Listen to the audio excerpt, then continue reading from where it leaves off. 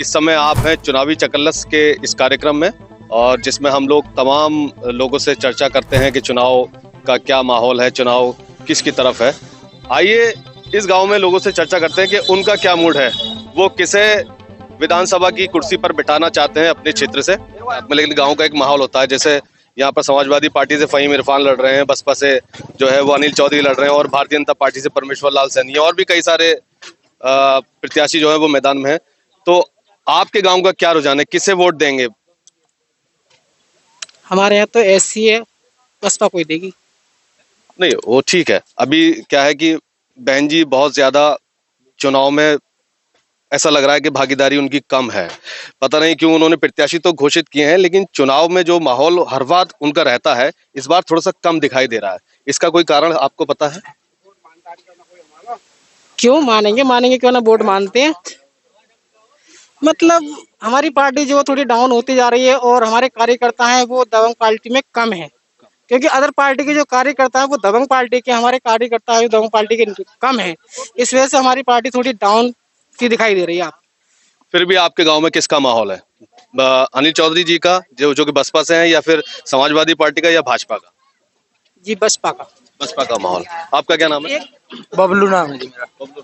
बबलू, आप युवा हैं, आप किस तरह से देख रहे हैं चुनाव के कि कौन किसकी सरकार बननी चाहिए?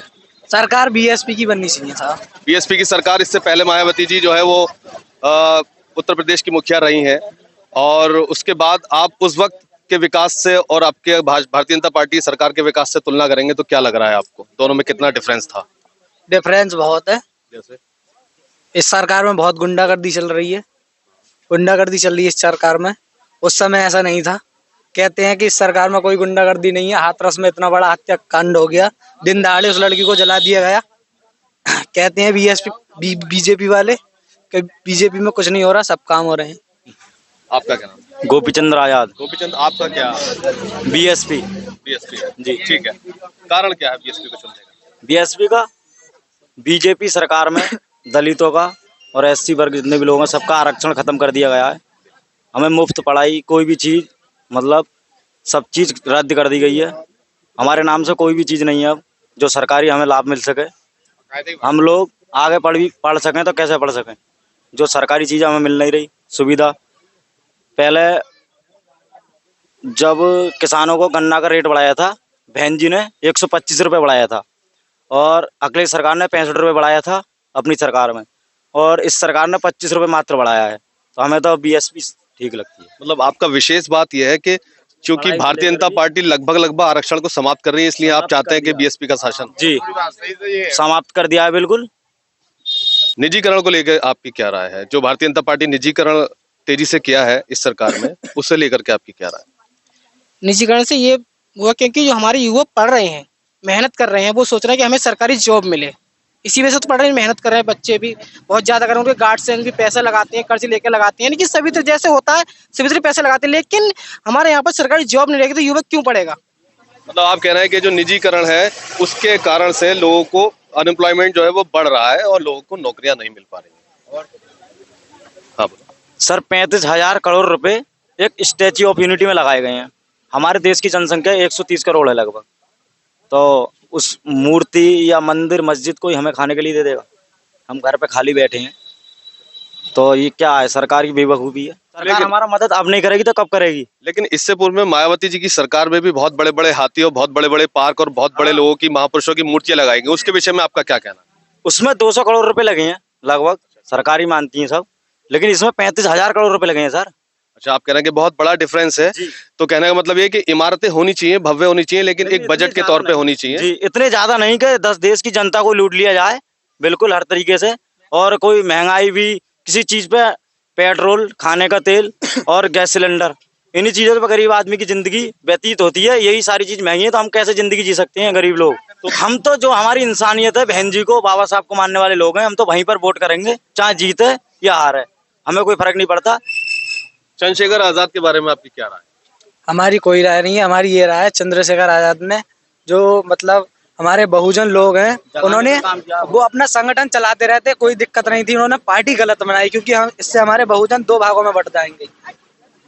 इसलिए उन्होंने पार्टी गलत बनाई तो बस। ये तो डेमोक्रेटिक राइट है, पार्टी तो आप भी बना सकते हो, कोई भी बना सकता है। जो आदमी संघर्ष करेगा जमीन पर वो पार्टी बना सकता है। हो सकता है उनके कुछ हाथ बंधे हों और वो दलितों का बहुत बड़ा उद्धार करना चाहते हो, जिससे कि सत्ता में आकर के वो चीजों का बदलाव करें। ऐसा आप क्यों देख रहे हैं?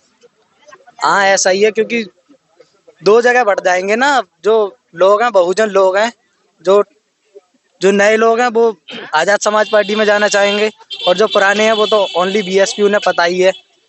लेकिन उन्होंने पार्टी गलत बनाई, बस ये सिस्टम है। पार्टियां हमेशा पहले से बढ़ती रही हैं और आपको नहीं लगता कि बहन जी को पहल करनी चाहिए थी? क्योंकि चंद्रशेखर ने कई बार उनसे बात करने का प्रयास किया। वो उसके बारे में खैर मुझे जानकारी नहीं है, लेकिन हमें इतना पता है हमारी ओनली एक ही पार्टी है, जो पुरानी पार्टी है, ओनली बीएसपी। बीएसपी को सपोर्ट करेंगे मरते दम तक। फिलहाल आपके जो गांव में वो बहुमत का वोट है वो भारतीय जनता पार्टी का भी नहीं है, समाजवादी पार्टी का भी नहीं है। आपके गांव में जो वोट है वो बीएसपी का है, बसपा का जो वोटर है वो यहाँ पर है। जी आप बताएं। हम किसी पार्टी को वोट दे दें, कोई नहीं मानता ना। अच्छा, ऐसी वाले तो ऐसी पे जाएंगे साहब। नहीं तो ऐसा तो नहीं है। लक्ष्मी गौतम है चंदोसी की, वो जाटव समाज से है और वो चुनाव लड़ी समाजवादी पार्टी से और जीती।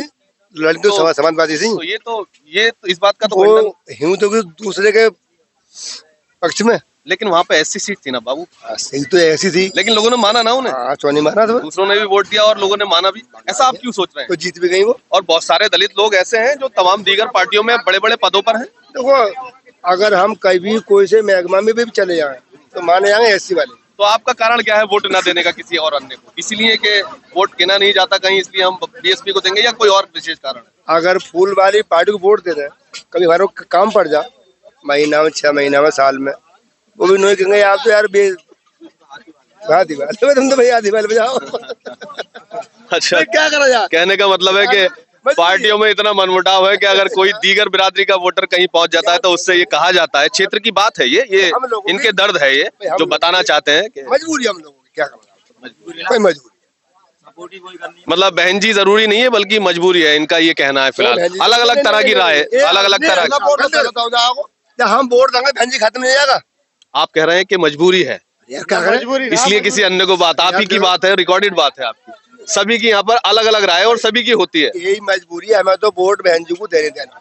नहीं तो ये मजबूरी नहीं है ना, ये आपका फैसला है। हाँ फैसला ये, हाँ फैसला ये। तो आप पक्की भाई बात मजबूरी ये है, किसी पार्टी में जाएंगे फिर वही कहेंगे तुम तो ऐसी वाले हो। अरे वोट का फुलवारी ऐसी वाले, वोट तो और भैया जाओ, हम तो ऐसी वाले, कोई मानता नहीं है।